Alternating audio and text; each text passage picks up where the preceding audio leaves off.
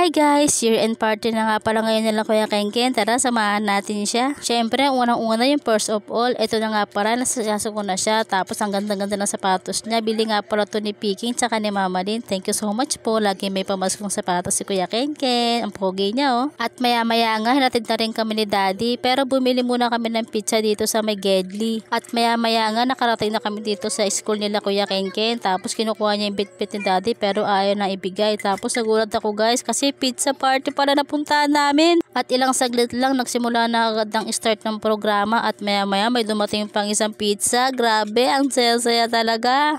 Syempre sumayaw na rin yung mga ibang grupo. At syempre naglaro na rin sila. Nakakatuwa yung mga bata na to kasi walang KJ. Tapos tuwang-tuwa ako sa batang nakapula na to kasi ang galing-galing niyang sumayaw. Kahit iba yung nanalo, pinuri niya pa rin yung batang nanalo. Sabi niya, ang galing mong sumayaw, sana all. Nakakatuwa kasi hindi siya nakaramdam ng inggit sa kaklase niya. Sana ganun lahat ng tao, no, masaya sa tagumpay ng iba. Kasi sa panahon ngayon, ang daming hindi masaya sa tagumpay ng iba. Nagagalit sila kapag nalalamangan sila. Sana matuto tayo maging masaya para sa iba. Kasi malay mo sa susunod, ikaw naman, di ba? Kasi simple lang naman ang buhay eh. Hindi naman to paliksahan. Hindi naman tayo dito nagkakarera. Ang importante, mabuhay tayo ng masaya. Katulad na lang neto ni Bobby, masaya na siya nakikita yung nagsasaya yung kuya niya kasama yung mga kaklase niya. Kahit hindi naman siya kasali, masaya siya, di ba? O siya, balik na tayo dito sa may video. Ito na nga pala yung bago nilang nilalaro. Nung una ayaw dito sumali ni Kuya Kengken kasi aminado siya mabagal siya at mahirap daw siya mag-shoot.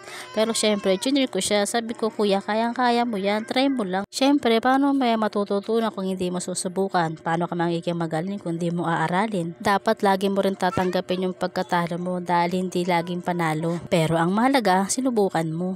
Nawawala talaga ako sa video kung ano-ano pinagsasabi ko. Balik na nga pala tayo dito sa video. Pinaupo na nga palang silang lahat. Tapos hawak nila yung dala nilang regalo. Tapos pinasa-pasa lang. Tapos hanggang sa sinabi ng teacher na stop. Ganun na pala yung exchange gift ngayon no. Pinasa-pasa na lang. Wala nang number. Tapos kung ano yung mahinto sa'yo, ayun na yung regalo mo. Tapos maya-maya pinapila na sila kasi meron palang regalo si teacher para sa kanila. O diba ang saya? Thank you po teacher. At nakakatuwa naman, akala ko talaga pizza party pero may dala pala ng palabok tsaka spaghetti. Pero tingnan niyo si Kuya Kengken, tamang tulala lang. Kasi yung regalo niya sa kapatid niya napunta.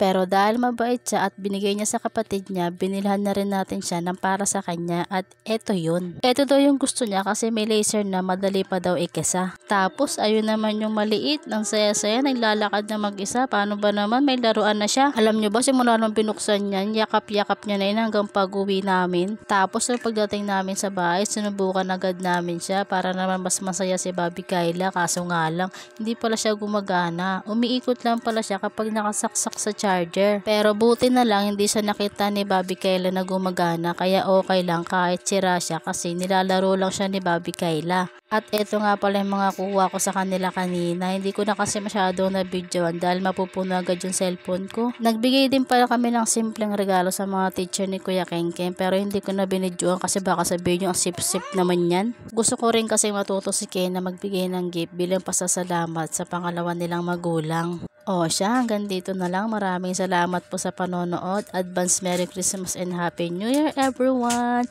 Spread love and good vibes. Bye-bye!